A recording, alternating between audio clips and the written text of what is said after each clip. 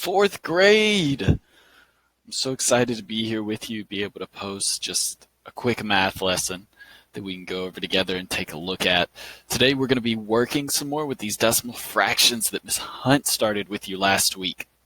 Now, and what she did with you was she was showing you how we take the fractions we were working with before we left and we can transition them into decimals. And so today what we're going to go and do is we're going to go to the next step.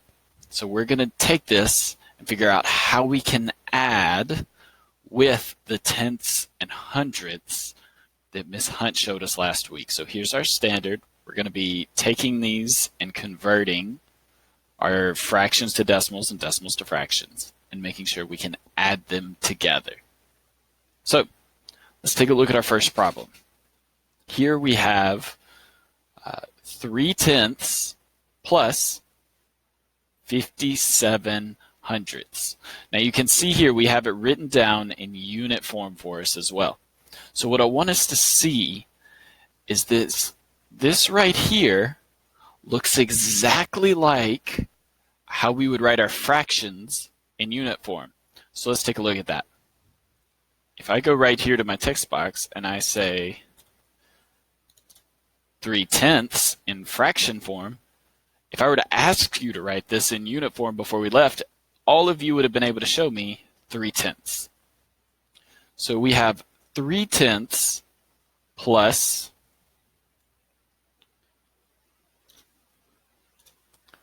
our now we have 57 hundredths. So like Miss Hunt showed you and like we were working on before, we have 57 hundredths.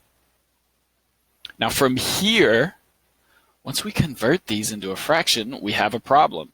We know that our denominators are not the same. We have 10 and we have 100.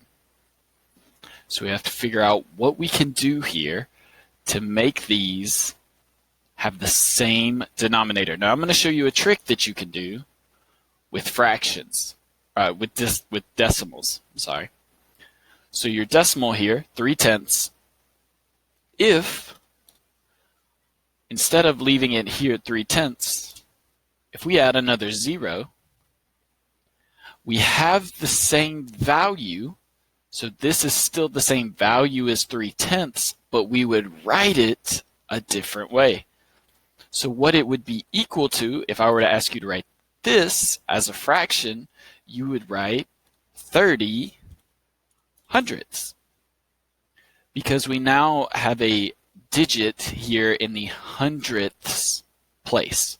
So this value is the same as 3/10, but we have changed the format and the unit, we've specifically changed the unit so that we can match our other fraction. So now if we rewrite this entire thing, substituting 30 hundredths for 3/10, we'll see 30 hundredths plus 57 hundredths. Now what we have are two fractions that we can add together successfully and pretty simply. So we know that if you remember our anchor chart from the class, you do not add your denominators. So I'm going to leave a couple of spaces for my numerator, and I'm going to go ahead and put my denominator in. I know that it has to be 100, no matter what. And then I come to my numerator, and I'm going to say 57 plus 30. Well, remember we need to make sure we stack these on top of each other. So we're going to come over here and we're going to say 57 on top.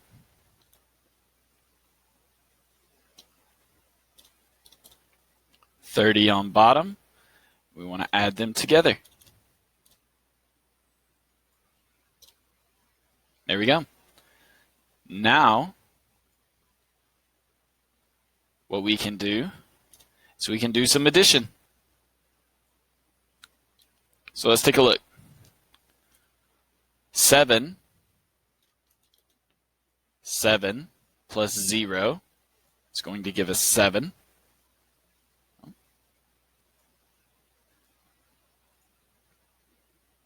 And then we have 5 plus 3 will give us 8.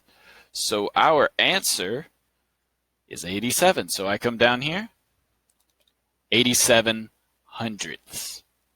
87 hundredths. So just to recap one last time, and we're going to do several more examples as you can see here on the left. We have 3 tenths.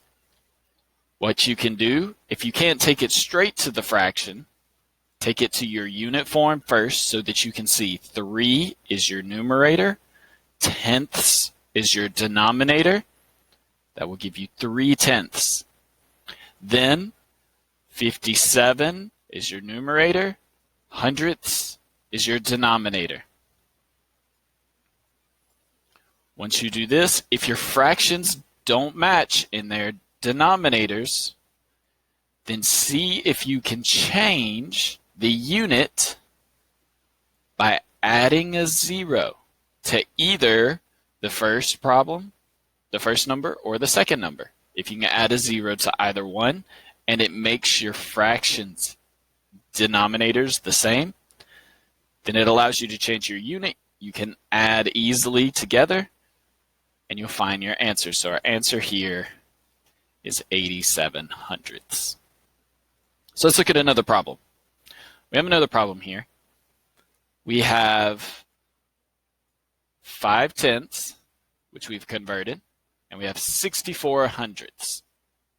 Well, the first question I want to ask myself is, are there any of these, either number, either 5 tenths or 64 hundredths, that I can add a 0 to the denominator and the numerator and make the fraction denominators equivalent? So what I'll do right here, let's see. If I say 0.50 plus 0.64, I would ask myself, does that make them the same? Or if I say 0.5 plus 0.640, which of these two would make my denominators on the left the same? So let's talk about what each means. Well, let's look at the second one. I have 5 tenths, so this stayed the same. My 5 tenths stayed the same. And my 64 hundredths that I had now has the 0, and I don't even know the place value of the 0. So this one must not be correct. So we're going to highlight it in red. That one must be wrong. So let's see if this one is different. Well, instead of having tenths, I now see that the 0's in the hundredths place. So I have 50 hundredths. So I can go ahead and put in 50 hundredths here, plus 64 hundredths. Oh, well, look there.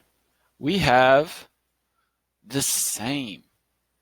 So what this has allowed us to do is it's allowed us to see we can make like units so that we can add our fractions together.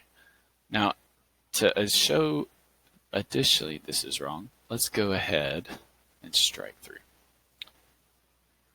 So, what will this equal? Well, I need to add 50 plus 64. I already know, you should have beaten me to it.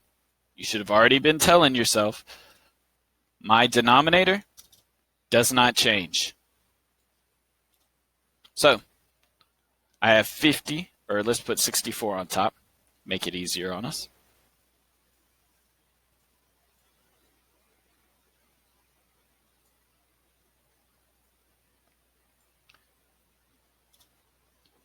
plus 50.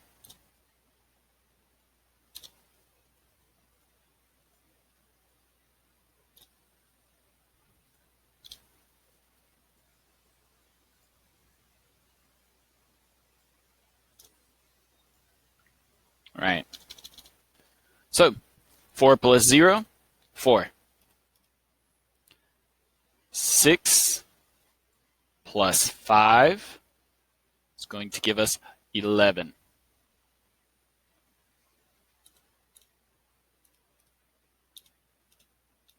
So our answer is 114. Now I'm noticing that my numerator is larger than my denominator. So what do? Well, I'm going to think back to what we were doing before we left. And before we left, we knew that 100 over 100 is equal to 1.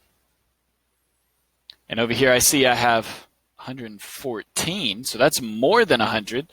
So this must be at least 1. So I have 1 and some amount of my fraction left. So what I can do is I can say 114 minus 100 and figure out what that's going to equal. So let's take a look.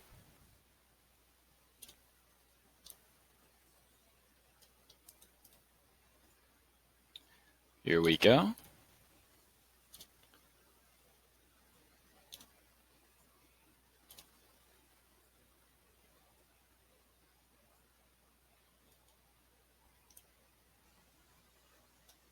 So 4 minus 0, 4. 1 minus 0, 1. So far, it's pretty easy. 1 minus 1, 0.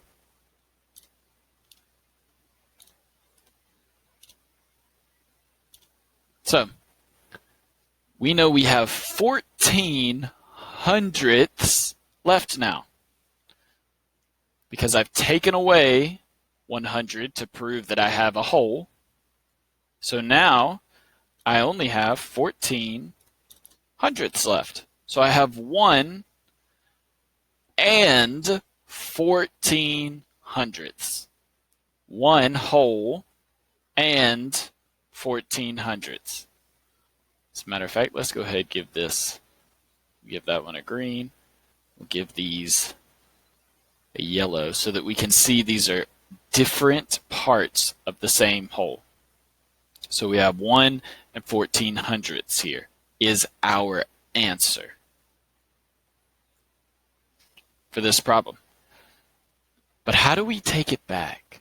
How do we convert this back into a decimal? What does this look like as decimal form? What we're going to see is we're going to see that we have 1 whole right here. We've already written part of it.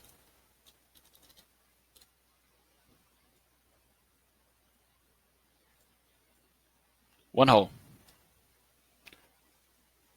14 hundredths. I know that what's left has to be after the decimal because it is less, this fraction tells me it's less than a whole. Now, I know my first place value after my 1 is the tenths place. So if I look at this number right here and ask which would be the tenths, well, what I can know is that it's right here. 14, so the 1 is in the tenths place. Now, in this second place, after the 1, right here, I need to figure out what number is going to go there. So it goes tenths to hundredths, and if this is 14 hundredths, then my 4 must be in the hundredths place because it's what's telling me that it's the 14 hundredths. Okay? So now I have 1 and 1400ths written as a decimal. So now we see how to do it both as a decimal, as a fraction, and how to get both our answers, one as a decimal, one as a fraction. Let's try another. So we have 30 hundredths plus 5 tenths. So let's take a look at our fractions underneath. They've already been done for us. We have 30 hundredths here, and then we have 5 tenths. This problem's already shown us what we need to be thinking about. How can I make this 5 tenths equal to hundredths? How can I turn tenths into hundredths? Well, I did it simply by adding this 0 here. We added a 0 to each. That changed the unit, not the value. 50 hundredths is equal to 5 tenths, but it changed the unit.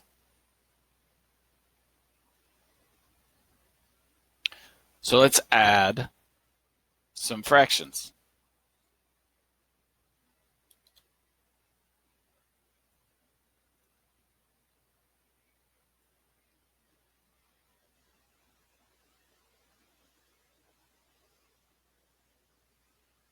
So we're going to add 30 hundredths plus 50 hundredths. What's that going to equal? Let's take a look. We have 50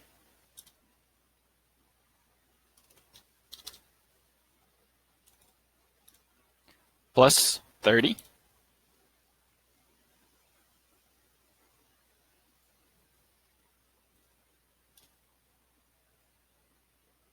0 plus 0 is still going to be 0.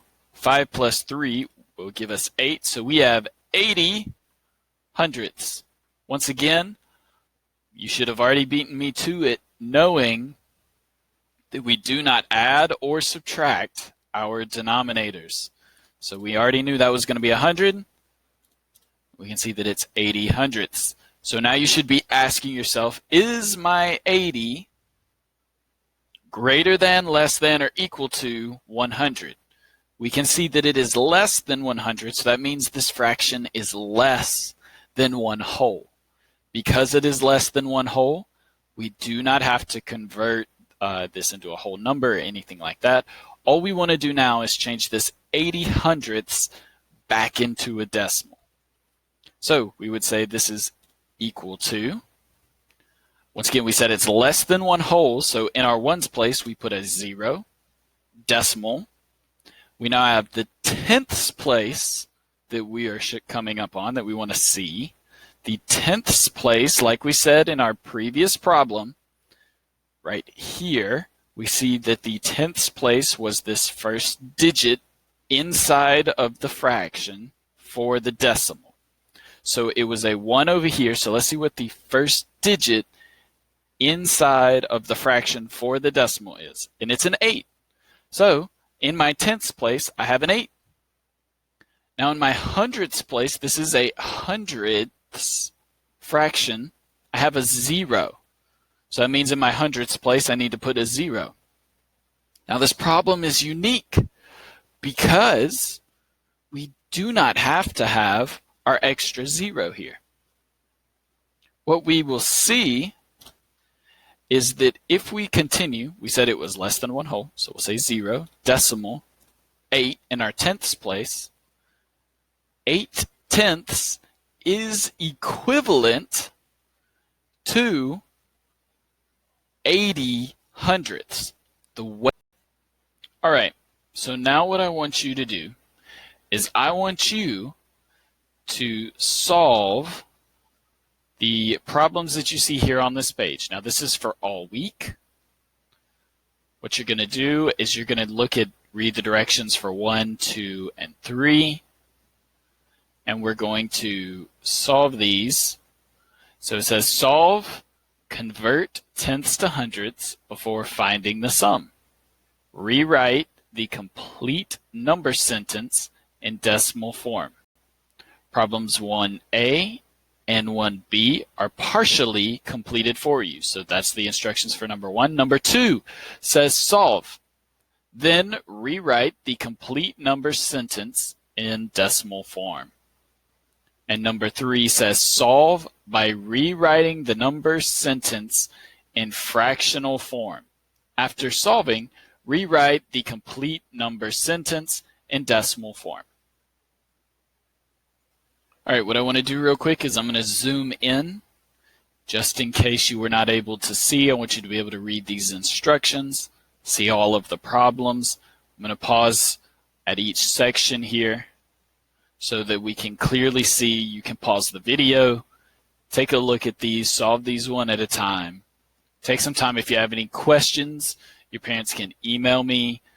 They should have my phone number as well. We also have a class dojo now, so make sure you check that out. Make sure your parents log into that. If y'all have any questions, just send me a message. I miss all of you. I hope you are all safe and having a good time.